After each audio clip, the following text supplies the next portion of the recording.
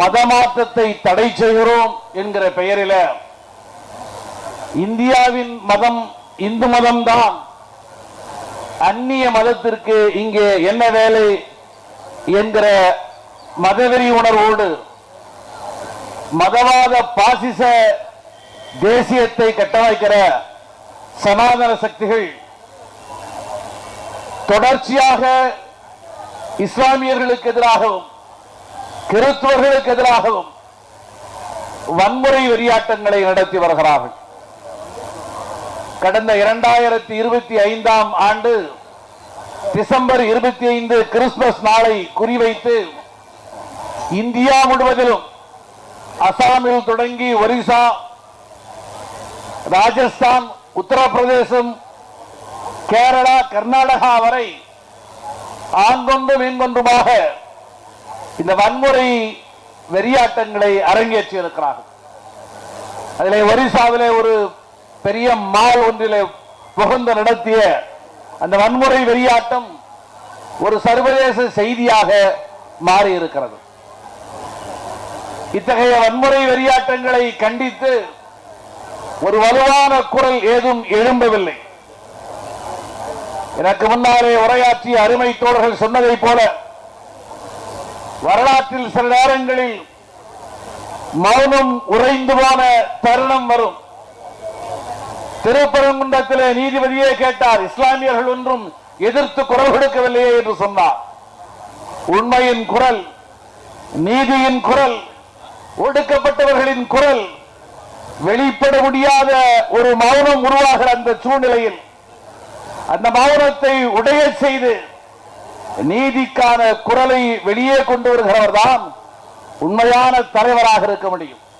இந்த அடிப்படையிலேதான் இந்தியாவின் எந்த பகுதியிலே எத்தகைய வன்முறை நிகழ்ந்தாலும் வெறும் வாக்கு அரசியலோடு அதை இணைத்து பார்க்காமல் அநீதிக்கு எதிரான குரலாய், நீதியின் குரலாய், புரட்சியாளர் அம்பேத்கர் வகுத்தளித்த அரசமைப்பு சாசனத்தின் ஆன்மா வெளிப்படுத்துகிற குரலாய் எழுச்சி தமிழர் மரியாதைக்குரிய தலைவர் அண்ணன் திருமாவின் குரல் ஒலித்துக் கொண்டிருக்கிறது. அந்த அடிப்படையில் தான் இன்று இந்த ஆர்ப்பாட்டம் நடைபெற்றுக் கொண்டிருக்கிறது. எனது அருமை உறவுகளே, ஒரு செய்தியை இளைய தலைமுறைக்கு நான் சொல்ல வேண்டியது என்னுடைய கடமை. 2008 விழுப்புரத்தில் தலித் கிறிஸ்துவர் அரசியல் எழுச்சி மாநாடு என்கிற ஒரு மகத்தான வரலாற்று சிறப்பு வாய்ந்த மாநாட்டை விடுதலை சிறுத்தைகள் ஒருங்கிணைத்தோம்.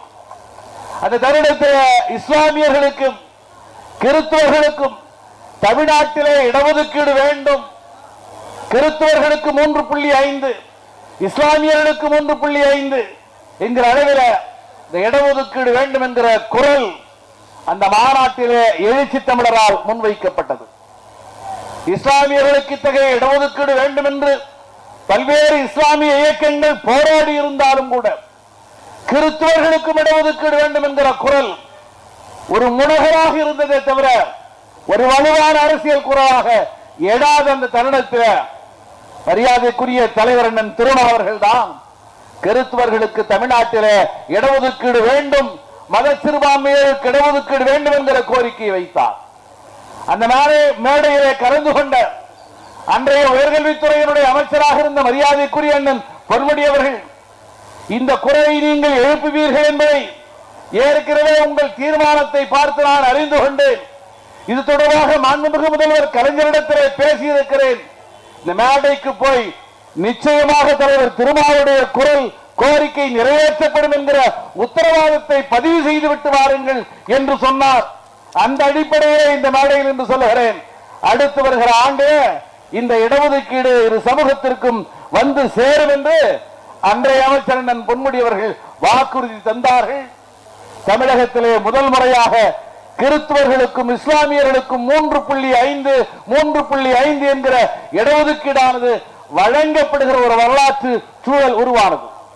விடுதலை சிறுத்தைகள் மரியாதைக்குரிய தோழர் ஷானவாஸ் அவர்கள் சொன்னார்களே, இது ஏதோ ஒரு குறிப்பிட்ட சமயத்திற்கான குரல் அல்ல. எங்கெல்லாம் தேவை இருக்கிறதோ, எங்கெல்லாம் அநீதியால் பாதிக்கப்பட்டவர்கள் இருக்கிறார்களோ அவர்களுக்கான நீதியின் குரலாக விடுதலை சிறுத்தைகளின் குரல் எழுந்தது, வென்றது. இஸ்லாமியர்கள் இந்த 3.5 விழுக்காட்டை தக்க வைத்துக் கொண்டார்கள். அது போதாது, உரிய விகிதாச்சாரத்தின் அடிப்படையில் 5 விழுக்காடாக உயர்த்தி தர வேண்டும் என இஸ்லாமியர்கள் தொடர்ந்து போராடி வருகிறார்கள். ஆனால் கிறிஸ்தவர்கள் தென்பகுதியிலே இருக்கிற ஆயர் பெருமக்கள் ஒன்று சேர்ந்து தென் மாவட்டங்களிலே கிறிஸ்தவர்கள் அடர்த்தியாக வாழக்கூடிய இடத்திலே இந்த இடஒதுக்கீடு என்பது எங்களுக்கு பாதிப்பை தருகிறது என்று சொல்லி தமிழ்நாட்டு முதல்வரை சந்தித்து அன்றைய முதல்வரை சந்தித்து இந்த இடஒதுக்கீடு வேண்டாம் என்று திருப்பி கொடுத்து விட்டார். திருப்பி கொடுத்து விட்டதை இப்பொழுது மீண்டும் கேட்கிறார்கள் என்பது புதிய செய்தியாக இருக்கலாம். ஆனால் கிறிஸ்தவர்களுக்கு இடஒதுக்கீட்டை தமிழ்நாட்டில் சாத்தியப்படுத்திய குரல் எழுச்சி தமிழன் திருமாவுடைய குரல் என்பதை இந்த மேடையில் நின்று நான் பதிவு செய்ய கடமைப்பட்டிருக்கிறேன். இது கிறிஸ்தவர்களிடத்தில் போய் சேராத செய்தி. எனக்கு பின்னாலே இருக்கிற ஆயர் பெருமக்களுக்கு கூட இது அவ்வளவு தெளிவாக போய் சேராத செய்தி என்றாலும் இதை சொல்ல கடமைப்பட்டிருக்கிறேன். ஒரே ஒரு பொதுக்கூட்டத்தை கூட நடத்தி நாங்கள் இதை கிளைம் செய்து கொள்ளவில்லை. சட்டப்பேரவைக்கு நான் போகிற போது தலைவர் அறிவுறுத்தி சொன்னார், தொடர்ச்சியாக இங்கே இருக்கிற தலித் கிறிஸ்தவர்கள், பட்டியல் சமூகங்களை சார்ந்த கிறிஸ்தவர்கள், பட்டியல் சமூகத்திலே பிறந்திருக்கிறோம், சேரியிலே வாழ்கிறோம், ஒடுக்குமுறைக்கும் சாதி அடக்குமுறைக்கும் ஆளாகிறோம். ஆனால் கிறிஸ்துவத்தை ஏற்றுக்கொண்டோம் என்கிற ஒரே காரணத்திற்காக அவர்களுக்கு இடஒதுக்கீடு மறுக்கப்படுகிறது. ஆகவே பட்டியல் சமூகத்தை சார்ந்தவர்கள் கிறிஸ்துவத்தை தழுவினால் இடஒதுக்கீடு கிடையாது என்று சொல்வது மதத்தின் அடிப்படையிலே இடஒதுக்கீடை தருகிற ஒரு தவறான அணுகுமுறை. அதை எதிர்த்து தொடர்ச்சியான போராட்டங்கள் நடைபெறுகின்றன. சட்டமன்றத்தில் நீங்கள் பேச வேண்டும். இது ஒருவேளை ஒன்றிய அரசுதான் தீர்மானிக்கக்கூடிய செய்தியாக இருக்கலாம். ஆனால் சட்டப்பேரவையில் முழு தீர்மானம் கொண்டு வர வேண்டும் என்கிற அறிவுரையை எழுச்சி தமிழர் திருமாவர்கள் வழங்கினார். ஏற்று விடுதலை சிறுத்தைகள் 4 சிறுத்தைகளாக அந்த இடத்தில் இருக்கிறவர்கள் சக சிறுத்தைகள் வழங்கிய வாய்ப்பின் அடிப்படையில் அந்த குரலை 2 முறை சட்டமன்றத்தில் முன்வைத்தோம். முதல் முறையாக தமிழகத்தினுடைய வரலாற்றில சட்டப்பேரவையில் பட்டியல் சமூகத்தை சார்ந்தவர்கள் கிறிஸ்துவம் தழுவினால் அவர்களையும் எஸ்சி பட்டியலிலே இணைத்திட வேண்டும் என்கிற சட்டமன்ற தீர்மானம் ஏகமனதாக நிறைவேற்றப்பட்டது. அது ஒன்றிய அரசிற்கு அனுப்பி வைக்கப்பட்டிருக்கிறது. இந்தியாவில் இப்படிப்பட்ட தீர்மானத்தை இயற்றி அனுப்பி இருக்கிற 4 மாநிலங்கள் முன்னோடி மாநிலமாக தமிழ்நாடு இருந்திருக்கிறது. அருமை நண்பர்களே, ஸ்டேன் சாமி பீமா கோயகன் வழக்கு நீங்கள் அறிந்த வழக்கு தான். காலம் குறைவாக இருக்கிற காரணத்தினாலே சுருக்கமாக சொல்ல கடமைப்பட்டிருக்கிறேன். நாம் அடக்குமுறைக்கும் ஒடுக்குமுறைக்கும் ஆளாகி காயங்களோடும் ரத்தங்களோடும் வலியோடும் அவலங்களோடும் அவமானங்களோடும் நின்று கொண்டிருக்கிற போது அதை சாதாரணமாக கடந்து போனவர்கள் ஒரே ஒரு முறை வெற்றியின் கொண்டாட்டத்தை நாம் முன்னெடுத்த போது, நம்முடைய பெருமிதத்தை பேசிய போது, நம்முடைய வீரத்தை பேசிய போது, நம்முடைய காயத்தை பேசிய போது அதை கடந்து போனவர்கள் நம்முடைய வீரத்தை பேசிய போது அதை விடக்கூடாது என்று முடிவு செய்தார்கள். மராத்திய படைகள் 1818 2000க்கும் மேற்பட்ட மராத்திய படைகளை, பல்லாயிரக்கணக்கான மராத்திய படைகளை வெறும் 2000க்கும் குறைவான சிறிய அளவிலான கிழக்கிந்திய கம்பெனியின் படைகள் முறியடித்தன என்கிற வரலாறு. இந்த கிழக்கிந்திய கம்பெனியின் படையில சரிவாதியாக இருந்தவர்கள் மகர்கள். ஆகவே மகர்களின் வீரம் தெரிந்த போராட்டம் தான் சாதிய மதவாத அழுக்குகளின் தொகுப்பாக இருந்த பேஷ்வா ஆட்சியை முற்றுப்புள்ளி வைத்து துரத்தி அடித்தது என்கிற ஒரு வீரஞ்செறிந்த வரலாற்றை நினைவு கூறத்தகுந்த வகையில் புரட்சியாளர் அம்பேத்கர் பீமா நதியின் கரையில எழுப்பப்பட்ட அந்த நினைவிடத்திற்கு சென்று அதை பாராட்டினார், விழாவாக கொண்டாடினார். அந்த விழாவிலே பங்கெடுத்துக் கொண்டவர்கள் புதிதாக அந்த விழா ஒரு பெரிய விழாவாக, தேசிய திருவிழாவாக இந்தியா முழுவதிலும் இருக்கிற தலித்துகளின் வீரம் தெரிந்த வரலாற்றை சொல்லக்கூடிய விழாவாக எழுகிற போது அந்த விழாவிலே திரண்ட அவ்வளவு பேரையும் அடித்து நொறுக்கி அந்த விழாவிற்கு அடிப்படையாக இருந்த அறிவுசார் செயல்பாட்டாளர்களை கொடுமையான சிறையிலே கொண்டு போய் தள்ளி அறவை தோழர் வன்னியரசு அவர்கள் இங்கே முழங்கினார் உபாசட்டம் என்று அந்த விழாவிலே கலந்து கொண்ட அறிவு செயல்பாட்டாளர்களை எல்லாம் உபாசட்டத்திலே சிறைப்படுத்தினார்கள். தமிழ்நாட்டிலே இருந்து ஸ்டேன் சாமி என்கிற ஒரு அருட்பணியாளர் 84 வயது நிறைந்திருக்கிறார். கைகளை எடுத்து தன்னளவிலே ஒரு தேநீர் கோப்பையோ தண்ணீரையோ எடுத்து பருக முடியாத அளவிற்கு கை நடுங்கக்கூடிய நிலையிலே இருந்த அந்த அருட்பணியாளரை சிறையிலே அடைத்தார். அவர் சிறையிலே செத்து போறார். அவரது உடல் இங்கே அஸ்தியாக கொரோனா சமயம் என்கிற அடிப்படையில் அது அஸ்தியாக மாற்றப்பட்டு தமிழ்நாட்டிற்கு வந்தபோது, இங்கே இருக்கக்கூடிய லயோலா கல்லூரிக்கு வந்தபோது அரசியல் தலைவர்கள் அங்கே நுழைய பயந்தார்கள். ஏனென்றால் ஸ்டேன் சாமியின் மீது புனையப்பட்ட வழக்கு பிரதமர் நரேந்திர மோடியை கொல்ல சதி செய்தார் என்கிற வழக்கு. அந்த நிலையிலே எழுச்சி தமிழர் அண்ணன் திருமாவர்களுடைய குரல் தான் வலிமையான குரலாக இருந்தது. அந்த குரல் தான் மாண்புமிகு தமிழக முதல்வர் அவர்களை நேரிலே சென்று சேன்சாமியின் அந்த அஸ்திக்கு வரி அகவணக்கம் செலுத்தக்கூடிய நிலையை உருவாக்கியது என்பதை இங்கே நான் சொல்ல கடமைப்பட்டிருக்கிறேன். ஆகவே ஒடுக்குமுறைக்கும் அடக்குமுறைக்கும் ஆளாகி கொண்டிருக்கிற இந்த சமூகத்தில் இருக்கிற சிறுபான்மை மக்களின் பாதுகாக்கும் குரலாக எழுச்சி தமிழர் திருமாவனுடைய குரல், விடுதலை சிறுத்தைகளுடைய குரல் தொடர்ந்து ஒலித்துக் கொண்டிருக்கிறது. அருமை நண்பர்களே, எல்லோரும் வருகிற இந்த ஆண்டு 26 என்று எண்ணிக்கொண்டிருக்கிறார்கள். ஆனால் ஆண்டுதோறும் ஜனவரி மாதம் 26ஆம் தேதி குடியரசு தின விழா. நாங்கள் நினைப்பதெல்லாம் புரட்சியாளர் அம்பேத்கரின் தினமாக, புரட்சியாளர் அம்பேத்கர் வரைவு செய்த அரசியல் சாசனம் அரங்கேறிய நாளாக இருக்கக்கூடிய அந்த குடியரசு நாள், அந்த குடியரசு நாளின் மைய விழாவாக, மைய கருவாக, மைய ஸ்பிரிட்டாக, மைய ஆன்மாவாக இருக்கக்கூடிய சமத்துவம், பன்மைத்தன்மை, இந்த பன்மைத்தன்மையை பாதுகாக்க வேண்டும் என்பதற்கான போராட்டம், இஸ்லாமியர்களுக்கான போராட்டம் என்பதை விட, கிறிஸ்துவர்களுக்கான போராட்டம் என்பதை விட, மத சிறுபான்மையோருக்கான போராட்டம் என்பதை விட, அரசமைப்பு சாசனத்தின் ஆன்மாவாக இருக்கிற பன்மைத்தன்மையை பாதுகாக்க வேண்டும் என்கிற அடிப்படையில் விடுதலை சிறுத்தைகள் தொடர்ச்சியாக நடத்தி கொண்டிருக்கிற போராட்டத்தின் ஒரு முறைதான், ஒரு பங்குதான் இன்று சைதை மண்ணிலே அரங்கேறி கொண்டிருக்கிற போராட்டம் என்பதை நான் சொல்ல கடமைப்பட்டிருக்கிறேன். நிறைவாக நான் சொல்ல விரும்புகிற ஒரே செய்தி, கிறிஸ்துவத்தினுடைய எழுச்சி, கிறிஸ்துவம் என்பது இந்த மண்ணிலே ஒரு ஒடுக்குமுறைக்கு ஆளான ஒரு சமூகத்தை மீட்பதற்காக, இந்த ஒடுக்குமுறைகளுக்கு எதிராக எழுந்த ஒரு மகத்தான தலைவனுடைய வரலாறாகத்தான் கிறிஸ்துவத்தினுடைய வரலாறு இருந்தது.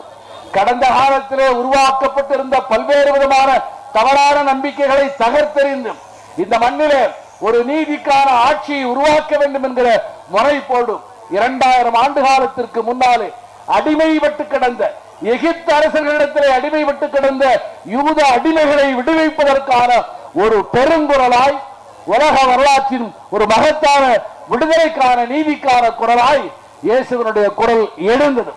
அந்த குரல் தான் இன்று இந்த மண்ணிலே சனாதன சக்திகளால் அந்நிய குரல் என்று சொல்லப்படுகிறது. கிறிஸ்துவ மதத்தை பார்த்து, இஸ்லாமை பார்த்து, இதையெல்லாம் அந்நிய மதம் என்று சொல்லுகிற இடத்தில் விடுதலை சிறுத்தைகள் கேட்க விரும்புவது ஒரே ஒரு கேள்விதான். கடவுள் உலகத்தை படைத்தார் என்று சொன்னால் உலகத்தின் எந்த மூலையில் இருந்து உருவான மதமும் கடவுள் படைத்த மதம் தானே, அதை எப்படி அந்நிய மதம் என்று சொல்ல முடியும்?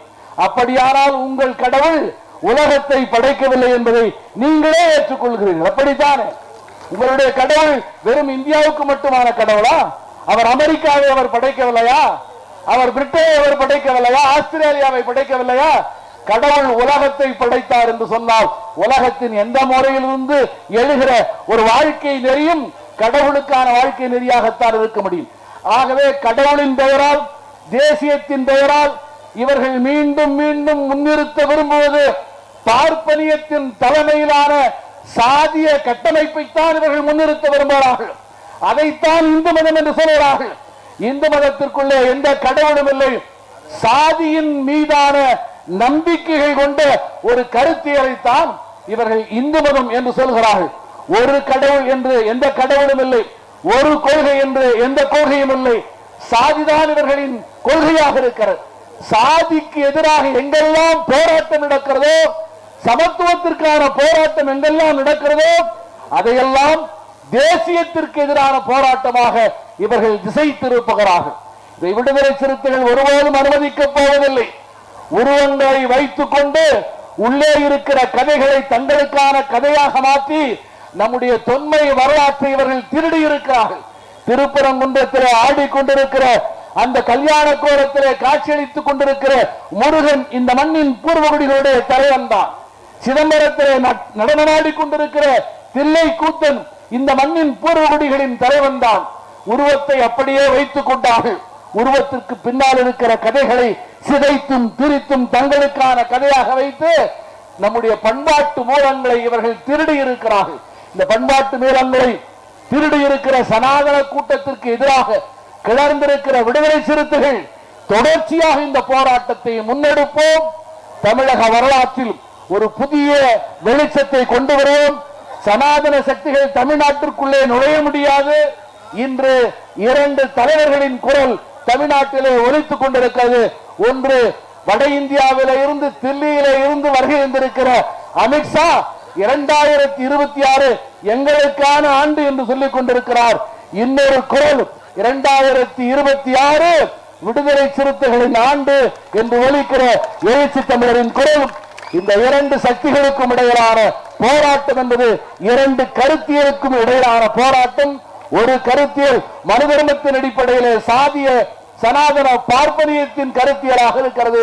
இன்னொன்று புரட்சியார் அம்பேத்கர் வகுத்தளித்த சமத்துவம் சகோதரத்துவம் என்ற அடிப்படையில் கட்டமைக்கப்பட்டிருக்கிற குரலாக இருக்கிறது. இந்த பண்பாட்டு யுத்தம் தொடரும். அரசியல் களத்திலும் பண்பாட்டு தளத்திலும் விடுதலை சிறுத்தைகள் போராடுவோம். விடுதலை சிறுத்தைகள் வெல்வோம் என வழங்கி விடைபெறுகிறேன். நன்றி, வணக்கம்.